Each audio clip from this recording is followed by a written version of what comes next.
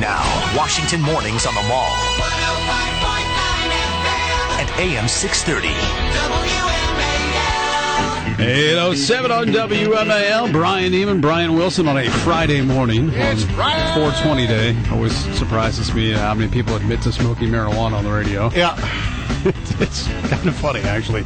Jake Tapper. You were mysteriously vague about It's Jake that. Tapper, senior White House correspondent for ABC News, joins us now. I don't need to get into any of that anymore. So I heard that Alex Trebek was at the White House yesterday. That's very cool.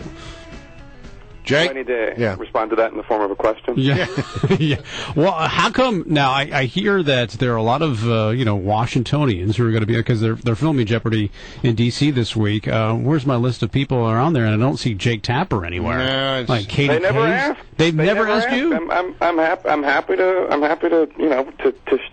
to show my wares before the audience, but you have to ask me to do. You know who I always wish they would have on this thing, because I don't know if you know him, Jake. I think you do. My old friend Jim Rosen from the Fox Smart News Channel. guy. He's one of the Smart smartest guy. guys Also, I've ever met, and he would be awesome in this game. He could be like a very smart guy, long-time a very Jeopardy champion. accomplished mimic, also. Very accomplished mimic. Oh, really? Oh, he does. One of the ones that he does. He does most of the politicians of the day, but he does a great. Howard Cosell is my favorite. It's brilliant, but don't bring it up to him unless you want to hear it. Spend another 20 minutes with Howard Cosell. I don't think it's we got CNN, Anderson Cooper, NBC, well represented. The New York Times is there, BBC. And nobody from ABC. There's Dana Perino's going to be on there, so Fox is involved. I demand a full-scale investigation into this, Jake. Well, I think the government right now has its hands full with the investigations, but I'll put it on. All right. I'll bring it up with Daryl Issa next time I talk. Look, I wasn't asked. I'd be happy to go on Jeopardy. I wasn't asked. I will say that it's not just fun and games. I mean, it can be a little bit embarrassing. Oh yeah, I know. That's what concerned me the most about it. If you don't know an answer to an easy question, then you're tarred for life. You go up there and you think it's going to be questions about sitcoms from the '70s, and all of a sudden it's about the Renaissance. Right. You gotta watch out. All right. So what do you know about the Secret Service scandal? We know that 3 people at least are no longer employed by the Secret Service, but where is it right now? I mean, I think they're trying. I think investigators, as I understand it, both congressional investigators and internal investigators with the Secret Service, are trying to figure out just whether this was just a one-time event or whether this is part of a culture that has until now remained secret. It's quite a thing. It is hard to imagine something this brazen taking place just on its own without anyone ever having tried anything like it beforehand. But you never know. The Secret Service, as I experience them as a reporter who goes in and out of the White House every day and travels with the president, is they are professional, they are courteous, they are always on, they are always very finely attuned to what their mission is. And this is shocking just because it does not square with what my experience is as somebody who is frequently around them. But I think they're trying to get to the bottom. The last I heard, the director of the Secret Service, Director Sullivan, was expressing concern to congressional investigators that the prostitutes in the room had come in contact with some secret information. There were computers there and maps and other information that should not be just hanging around a room where there are ladies of ill repute. Forget the prostitution angle for a second. Is it against policy? Do you even know this? Do we know this? Is this public, of whether or not a Secret Service agent can have someone in their room who they just met, or even have anybody in the room who doesn't have a security clearance? Is that up to protocol standards? I don't know, and that's certainly, I'm sure, one of the things that they're looking into. I think the question of whether or not a Secret Service agent commits infidelity by bringing somebody into their room in a secure area is a perfectly legitimate line of inquiry. I mean, one of the things that the Democrat and Republican on the House Investigative and Government Reform Committee are asking is, were all these women 18 and older?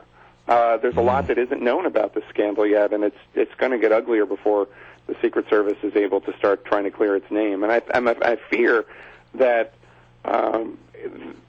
more heads are going to have to roll. This is not going to be something that right. 2 or 3 people resign and that's the end of it. I mean, this seems to be a very big breach. I follow you on my Twitter machine, and I noticed that you tweeted out that you have a new dog, Winston. Not yet. Winston is coming in a matter of hours. Wow. Well, that's great. Well, now that you're about to become a dog owner, well, let me ask you a couple of hypothetical questions. First of all, have you now, or would you ever, eat dog? The most unusual thing I've ever eaten is whale and ostrich. Whale. I've never eaten dog, but in many parts of the world, it's not uncommon. Indonesia, Korea. So I have not. Okay, well, I'm glad we're on the record with that. And would you ever at any time consider placing your new dog in a crate on the top of a station wagon? I just want to know, yes or no, Jake, what is your feeling about this matter? These are just hypotheticals. Hypotheticals. Bear no relation to anything in the news. No. I can't imagine it, but, then again, I don't have I'm not going to justify eating or putting a dog on top of the roof. Isn't it kind of funny, though, that this has become actually a thing that people talk about in regards to the presidential campaign? The reason is this, because I think that a lot of Democrats heard the story of Mitt Romney putting Seamus on the roof of his car, and Seamus expressed his displeasure in the way that dogs do. And I think a lot of Democrats, though, thought this is really weird, it's strange, it's heartless, it's something that we need to make sure voters know about, because what if there is this hypothetical woman voter in Northern Virginia that Romney and Obama are pursuing like crazy by October? She's ambivalent about President Obama. She feels like the economy is starting to get better. She hears this about Mitt Romney. She has a dog. It ends up making a difference on her vote. That was the thinking by Democrats, and they were very serious, and maybe still are very serious about using this as an issue. Then all of a sudden, Republicans discover, guess what? In Obama's memoir, he talked about eating dog. Now, of course, he was a child, and he was being fed dog by his stepfather, but it's not...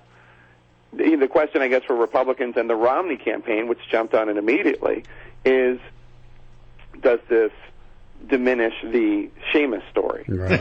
Certainly. Does it neutralize it? I've never been a dog. Maybe in my 20s I was accused of being one a couple times. I've never been a dog, but theoretically one would rather be on a roof than to be plate. eaten. That's right. Right. So I guess the idea from conservatives, Republicans, the Romney campaign is, well, this will just undercut the whole Seamus argument. Well, it's definitely true, because we have Lanny Davis on our show once a week, and he brings it up every single time about Seamus. He was very early on the dog story. All right, before we let you go, we got to ask, because I hear you're having a very big name and a controversial name on the panel this week. Well, yeah, George Stephanopoulos will be hosting this week, and I assume you're not referring to Susan Collins, the senator from Maine. No, of course not. With all due respect to Senator Collins. Who's on the Government Reform Committee in the Senate, and we'll be talking about the GSA scandal and the Secret Service.